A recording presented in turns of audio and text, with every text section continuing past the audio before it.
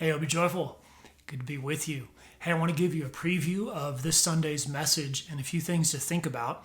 We are in Matthew 5, verses 17 through 20. And this is an amazing passage where these people are seated at the feet of Jesus, like we're going to be on Sunday morning, just listening to what he has to say.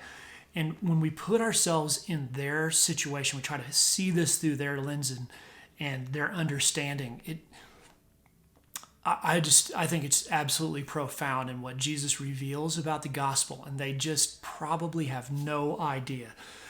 He's going to use this incredibly subtle explanation of what he's doing in this world, but he's also going to share some hard truth about the realities that he's come to deal with. But I'm pretty sure a lot of it went right over their heads.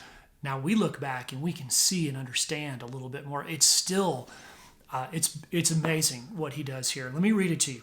This is Matthew 5, 17 to 20. Don't think that I've come to abolish the law or the prophets. I have not come to abolish them, but to fulfill them. For truly, I say to you, until heaven and earth pass away, not an iota, not a dot, will pass from the law until all is accomplished. Therefore, whoever relaxes one of the least of these commandments and teaches others to do the same will be called least in the kingdom of heaven. But whoever does them and teaches them will be called great in the kingdom of heaven.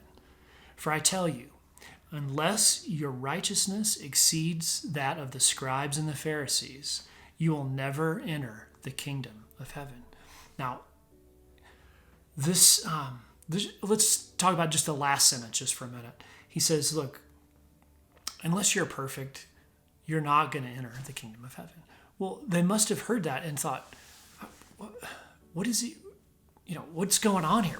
I thought this guy was kind of hopeful and encouraging and maybe leading us towards something good. Maybe he was the Messiah, And he says, no, you're not, you got to be better than the Pharisees. And of course, these people are listening and thinking, well, we can barely put clothes on our back. We don't have time to be righteous like those guys and spend all our time in that process. But the first sentence says that Jesus says, I'm going to fulfill the law and the prophets. And though they may not have understood this, he was saying, I will fill up the deficiency that you have in the impossibility that it would be for you to know God.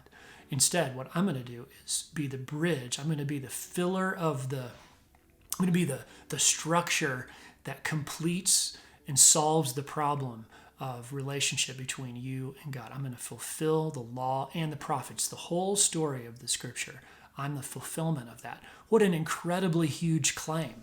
And then he backs up with the fact that there is no way except by perfectly following the law, except by being better than a Pharisee, that you could cross into a relationship with God. In other words, it's impossible, only through me fulfilling the law. So it's just an amazing passage. I'm looking forward to talking with you about it on Sunday. To think about real quickly, what does it feel like? What would it have felt like to hear you cannot enter into a relationship with God? It's just not possible. He doesn't give any solution to it here. He just says you can't do it. He's creating this tension with them. What did they feel like? What does it feel like for us when we haven't entered into a relationship with God through Jesus? And what is it that God fulfilled in Jesus? What are some of the things from the law and the prophets that were fulfilled that you know about? What's your biblical knowledge like on this? Write down a few of those things. All right, we'll see you Sunday, either online or in person. Take care. Bye-bye.